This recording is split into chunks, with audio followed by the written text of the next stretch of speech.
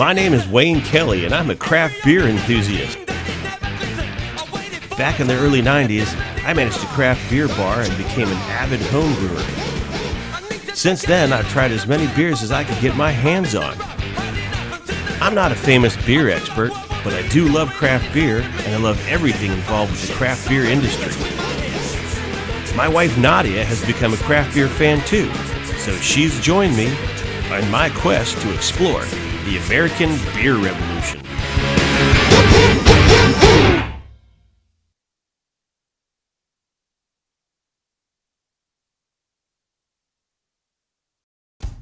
We're in Forest, Virginia, home to Thomas Jefferson's second home, Poplar Forest. Jefferson used to brew his own beer here, but that was a long time ago. Now the only beer being brewed is in this converted firehouse and home to Apocalypse Aleworks, a kind of scary looking logo, which is appropriate since it's almost Halloween. So we're here today at Apocalypse Aleworks in Forest, Virginia. We're going to drink some beer and eat some food, and from the looks of their sinister logo, which you saw up on the wall, there might be some interesting things going on inside, especially since we're getting close to Halloween. So let's go on inside and find out. I'm told the meaning of apocalypse here ties in with their slogan, an end to bad beer.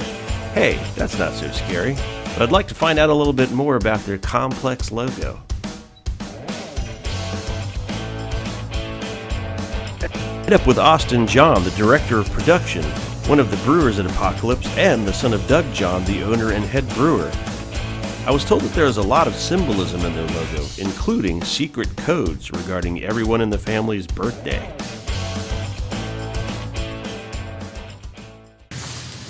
I understand that the Roman numerals in there have something to do with the kids in the family. Yeah. Okay, something about the date of births. Oh yeah. So which Roman numeral are you using? So I'm the these are two different colors because this is a 10 and the 12. Gotcha. Is that 9 and 12? That's 9 and 4. That's Gotcha. my sister's birthday. Ah, I see. And that's 12. And where's the other 12? I guess is it down there? Yeah, maybe. But 12/12 is my birthday, and I should know it. But yeah, he has the birthday. 10/4 is his wife's birthday, so that's why this is a different color. It's a 10/4. 9/4 is on there as well, and 12/12 is somewhere on there. So technically, this is you. That's me. It's funny because this doesn't really look like you. Yeah, neither does this guy, does it? Yeah, actually, I didn't even notice him before. So you see, that kind of menacing looking logo is actually family friendly.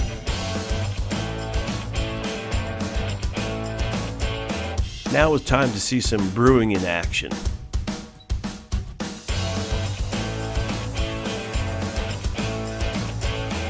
I wanted to know more about the artwork that was all over the place, so I tracked down Doug Johns, the brewmaster and owner of Apocalypse Aleworks. We noticed that obviously the artwork on the tap handles and on some of the packaging, it all has kind of the same theme, and it's really, really interesting. Do one of you do the artwork, or is that somebody else? The artwork is noticeable throughout the brewery. It's both sinister and playful.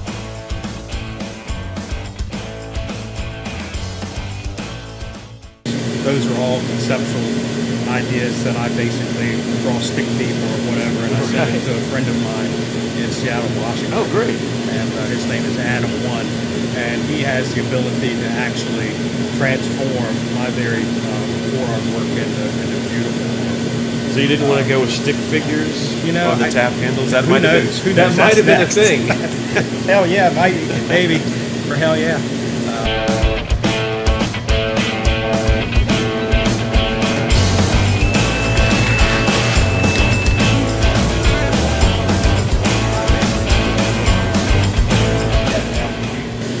Thus far, what is your favorite beer to brew? It's always the same answer. My favorite beer that I've ever done is Lustful Maiden. Lustful Maiden. Lustful Maiden is my Belgian Doodle.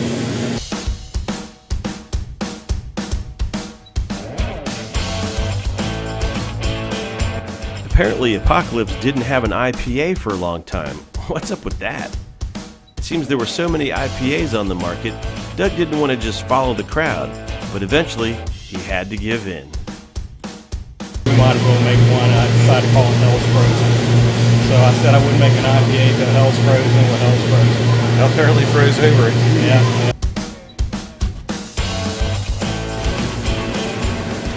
So the smell that I'm smelling here right now takes me back to my childhood when I used to visit every few years my family in Germany in a city called Karlsruhe. And they've got a brewery there called Moninger, which I think is still there. And once or twice a week they would brew beer. And it was the first time that I ever smelled anything like this. And at first it smelled a little strange, but then I actually kind of liked the smell. And the smell would change over the course of the day depending on, when they have the grains in there, when they put the hops. But this particular stage of the brewing reminds me so much of being in Germany with my grandmother and my aunt, and just this really cool smell of a brewery in the distance. It's really nice.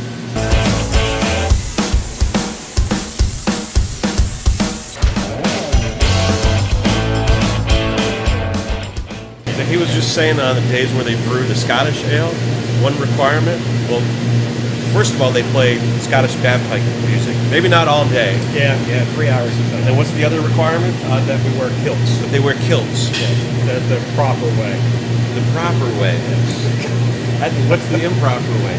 To wear something underneath the kilt. I see. So that's why when he climbs up those steps, no one's allowed near it because he's wearing it the proper way. Correct.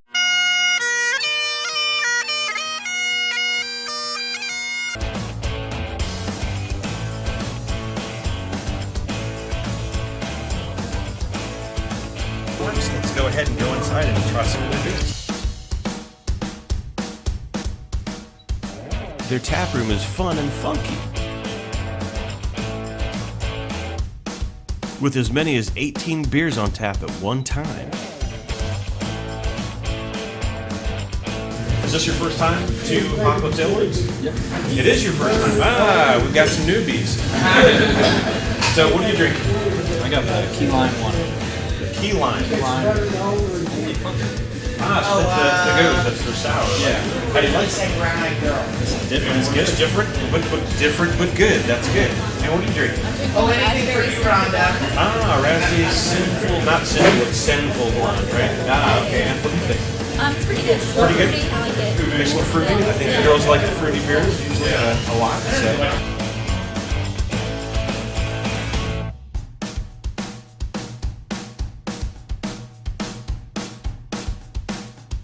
Gerald, Jack, I take it this is not your first time to Apocalypse Aleworks. No, but it's only like my third. Oh, it's only your third. Okay, so not a newbie, but not a definite regular. So what are you drinking today? The Barmageddon Pecan.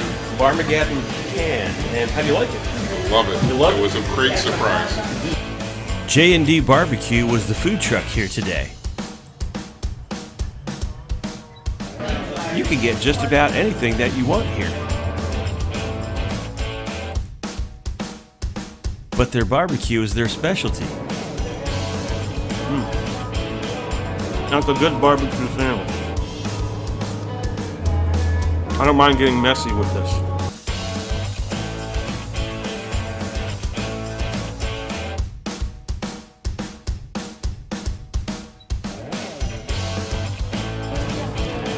Cheers. They've got a great beer garden for when the weather's nice. And a nice deck for just chilling out.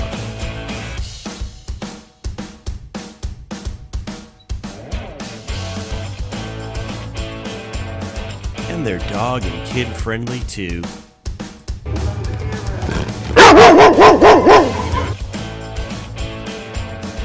And now it's time for my favorite part, the beer tasting. I'm the Prince of Darkness here in Apocalypse Aleworks in Forest, Virginia, because I understand this is the place to get a tasty brew for Satan's spawn. I'm not really Lucifer or Satan's spawn. I'm just Wayne wearing some rubber horns and wearing a New Jersey Devils t-shirt. But it's Halloween, so this is the place to get the beer. I'm not really a New Jersey Devils fan. I actually like the Washington Capitals. Sorry, Ovechkin.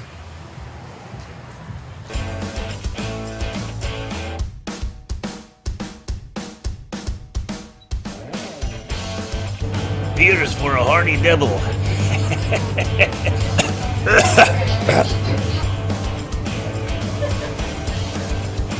So here we are, getting ready to do the tasting.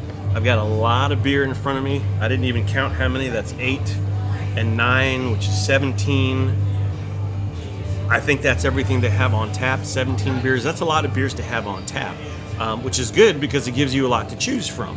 However, I would not advise that you do what I'm about ready to do. Don't try this at home, kids. I'm getting ready to drink them all. I'm going to become a very sloppy Satan pretty soon.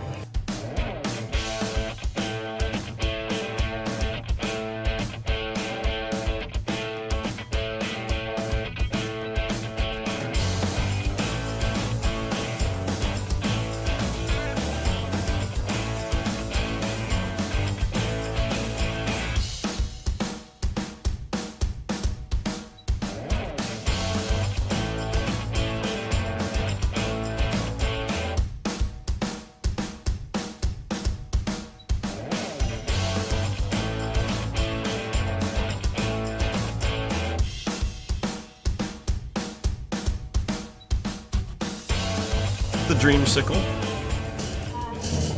It already looks dreamy.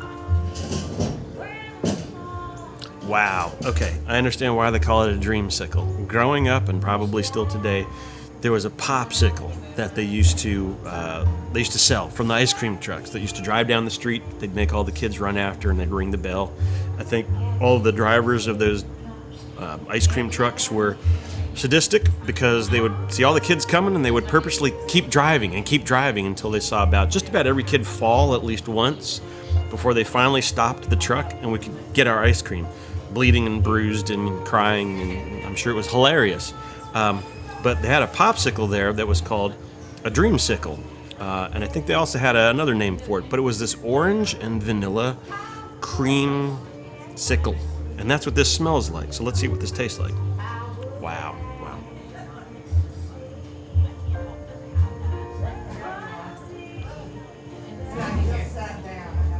Wow. That tastes like what it's supposed to taste like. That is the beer version of my childhood memories of that orangey, vanilla, creamy popsicle. Some people might say, ew, that sounds disgusting. But it's actually really, really good. As long as you can wrap your head around what it's going to taste like before you drink it.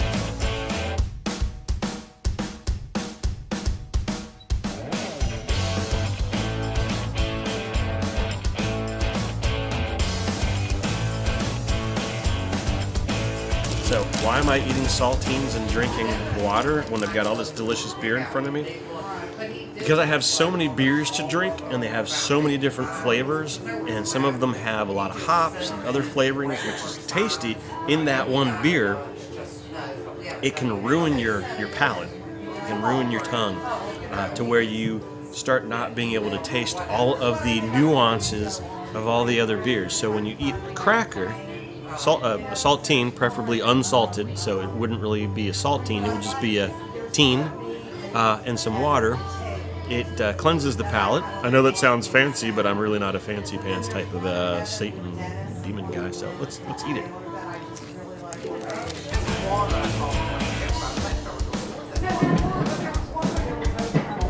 My God, that's dry.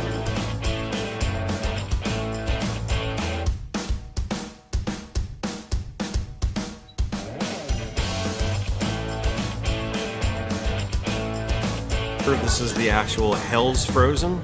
So this is their IPA. You all heard the story behind the name earlier in the show, so let's give it a shot. It looks like it's a relatively pale IPA, nice kind of straw color. Ah, that's the smell that I adore. This is you can smell it's going to be an IPA. It's got that hoppy smell. It's a little piney, it's a little fruity.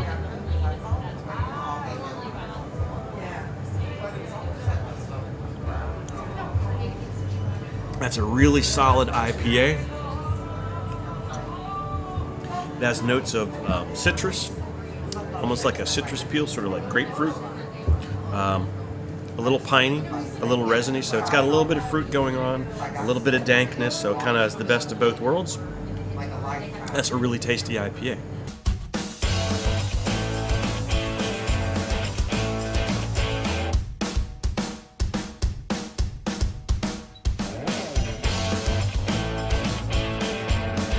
Is Hell Yeah, which is a Pilsner. As you can see, it's very Pilsnery looking. A very light straw. So, I know this sounds stupid, but it smells like a Pilsner, which is good because that's what it is.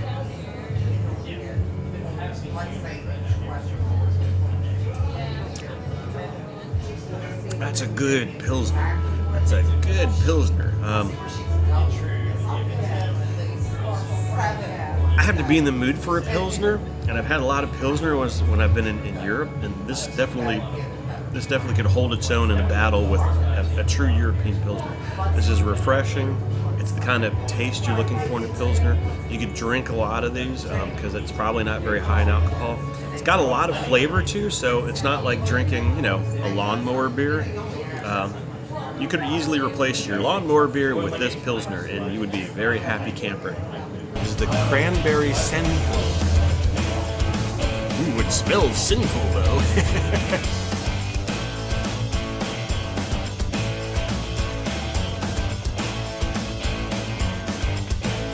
I think a lot of the ladies would like to drink this one.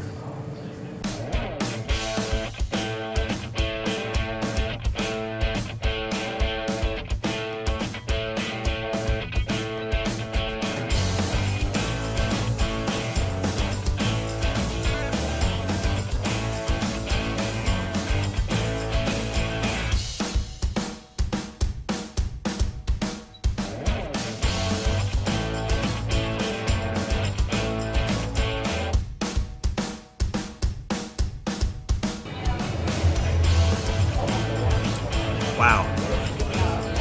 I taste a lot of pink grapefruit. Not just the fruit, but the peel. Like fresh pink grapefruit. It's very interesting. So, this is the Raspberry Sinful Blonde, which, I already had the cranberry.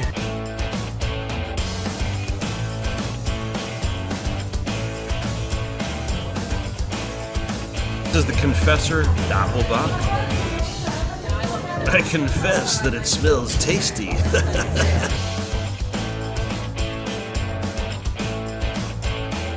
Let's give this a taste. Definitely not something to drink while you're in hell. I can't take this home. This is one of their triad hard seltzers. So this isn't really a beer per se. It's more of a seltzer. As you can see, it's clear, like seltzer water. But it's alcoholic and it's flavored. So this is the watermelon triad. I'm really looking forward to trying this because I don't think I've ever had anything like this before. Nice color. You can see right through it. Watermelony, but only just a little bit. Just a little bit. Almost like if you drank some seltzer water with a slice of watermelon in it.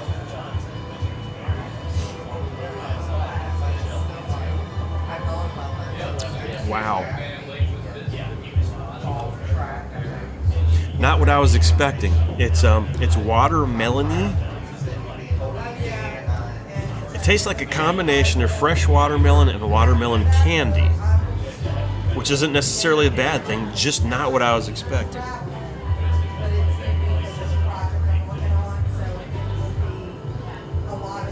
Wow, that's very different, very different. Number 17. Doesn't feel like I've had 17, which is good. Maybe that was the crackers in the water. This is their Vanilla Plum Goze. So this is another Goze. We tried another Goze earlier. Kind of candy-like.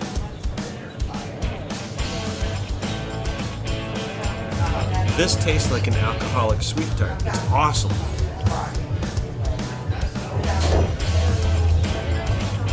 That's really, really cool. With the beer tasting done, it was time for me to run. But I had one more person to talk to. When I was in Germany, I had a Kolsch in Cologne, and it was You could sit in a beer garden in Kolsch and actually for a long time. Sure. And this is very close to that, and that's what I like about it. Awesome. So having a Kolsch in Cologne is better than having a Cologne in Kolsch, I think. Wah, wah, wah. Not all my jokes are funny, but stick around. I'm here all day. Having a Pils at Apocalypse Aleworks is better than having a Kolsch in Cologne. Is it really? Now that's saying something.